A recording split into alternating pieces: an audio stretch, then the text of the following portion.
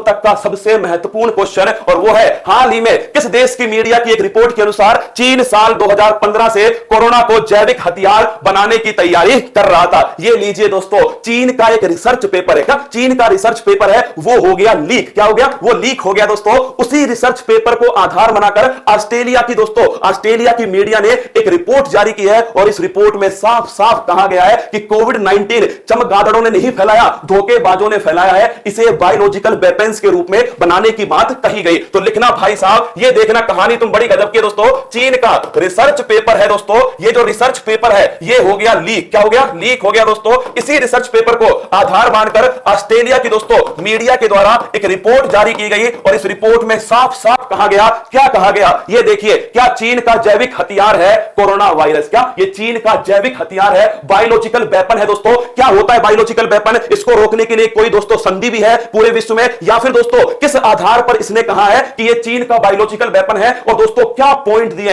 एकदम valid point है जो दिए गए हैं चीन के द्वारा। आइए दोस्तों, मीडिया के द्वारा दिए गए वैलिड पॉइंट है, आइए मैं आपको बताता हूं वो पॉइंट क्या दिए हैं दोस्तों मीडिया ने। देखिए, मैंने आपसे कहा सन 2015, कब? सन 2015 में दोस्तों चीन ने क्या किया था? चीन ने दोस्तों जो कोरोना वायरस है, क्या है कोरोना जो वायरस है, इस वायरस को बायोलॉजिकल वेपन, जैविक हथियार के रूप में उपयोग करने की दोस्तों मंशा बनाई। क्यों ये कहा गया? पहला पॉइंट दोस्तों कि आज जो वुहान है, जिसमें दोस्तों पिछली बार इतनी बड़ी मात्रा में कोरोना फैला था, आज वहां पर दोस्तों कोई कोरोना नहीं है। सुनना, इसके तर्क सुनना दोस्तों, तर्क क्या क्या दिए इसने। पहला तर्क दोस्तों इसका है कि जो वुहान है वहां पर दोस्तों आज कोई भी कोरोना नहीं है। यहां पर दोस्तों फेस्टिवल बनाए जा रहे हैं। क्या यहां पर भाई साहब फेस्टिवल बन रहे हैं, लोग आपस में खूब मिल रहे हैं। कहां पर दोस्तों? वुहान के अंदर, जो कभी दोस्तों कोविड-19 का सेंटर हुआ था। दूसरी दोस्तों तर्क सुनिए इसका, मान लीजिए वुहान में कोविड-19 फैला था, पर यह बताओ वो कोविड-19 वुहान के बाहर क्यों नहीं निकला? क्या दूसरा तर्क सुनना दोस्तों, दूसरा तर्क है कि कोविड-19 का पूरे चीन में प्रसार क्यों नहीं हुआ? क्या चीन में प्रसार क्यों नहीं हुआ? भारत में हुआ दोस्तों, तो पूरे भारत में देखिए कोविड-19 फैला है, हर क्षेत्र प्रभावित हुआ, पूरे विश्व में हर क्षेत्र प्रभावित हुआ।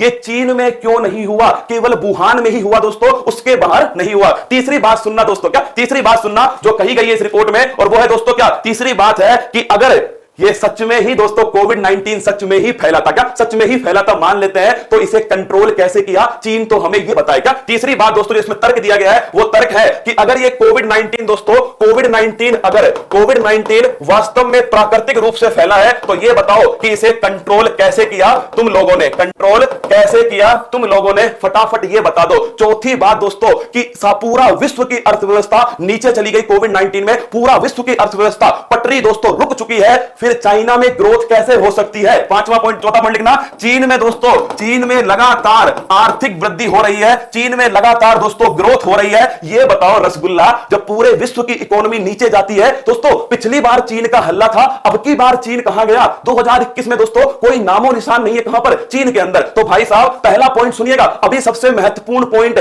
जो सबसे वैलिड पॉइंट है वो बचा हुआ है दोस्तों, देखिएगा।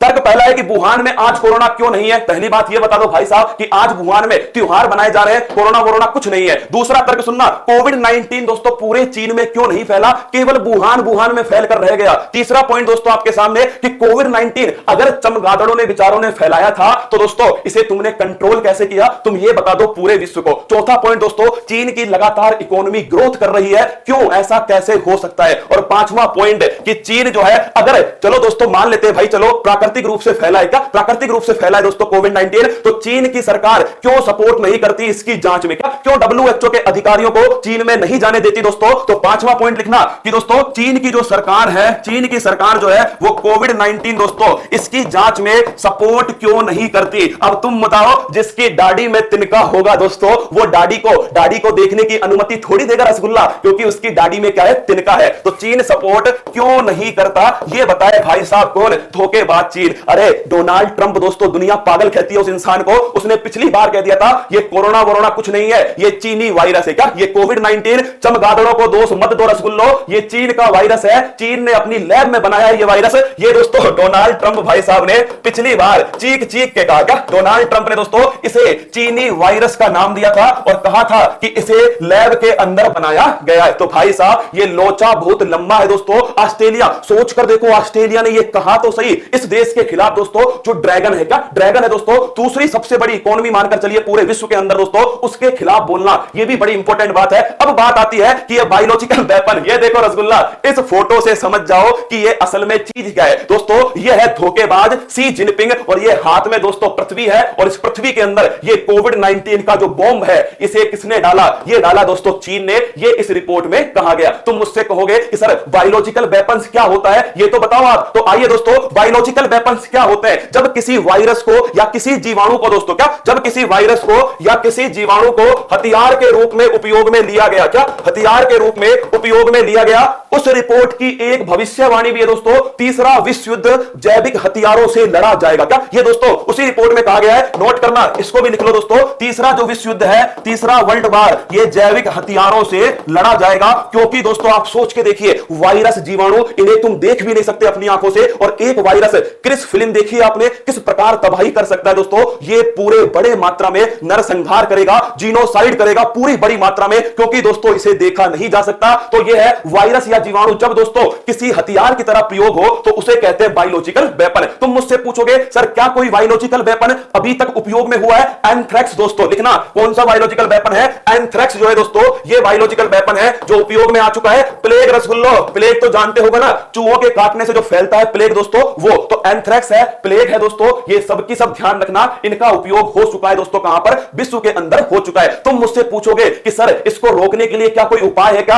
अब देखना दोस्तों, भारत, क्यों मैं कहता हूं कि ये विश्व गुरु है, क्यों दोस्तों हम कभी भी दूसरे की हानि नहीं करते। सुनिएगा दोस्तों, बायोलॉजिकल वेपन्स को रोकने के लिए एक संधि होती है, क्या इसका नाम है बायोलॉजिकल वेपन कन्वेंशन दोस्तों। क्या है? Biological weapon convention. और सुन लो 1900 कब दोस्तों? 1925 में एक प्रोटोकॉल होता है, इसका नाम है जिनेवा प्रोटोकॉल। क्या होता है? जिनेवा प्रोटोकॉल होता है 1925 के अंदर। कब होता है? 1925 में। इसका उद्देश्य था जैविक हथियारों के उपयोग को रोकना, क्योंकि दोस्तों पहले विश्व युद्ध में इनका उपयोग किया गया, कुछ दिनों पहले दोस्तों सीरिया के अंदर भी इनका उपयोग किया गया। तो दोस्तों 1925 में जिनेवा प्रोटोकॉल में कहा गया कि इनका उपयोग हमें रोकना चाहिए। लेकिन दोस्तों 1972 में, क्या 1972 में इसकी स्थापना की गई, इसका गठन किया गया, जो दोस्तों जो लागू होता है 1975 से। नोट करना, अगर आपसे पूछ लेना कि बायोलॉजिकल वेपन कन्वेंशन कब गठित हुआ, 1972 में हुआ, और लागू कब हुआ, 1975 में हुआ, और भारत दोस्तों 1973 में इसमें मेंबर बन गया। कमाल देखो, कौन कहता है दोस्तों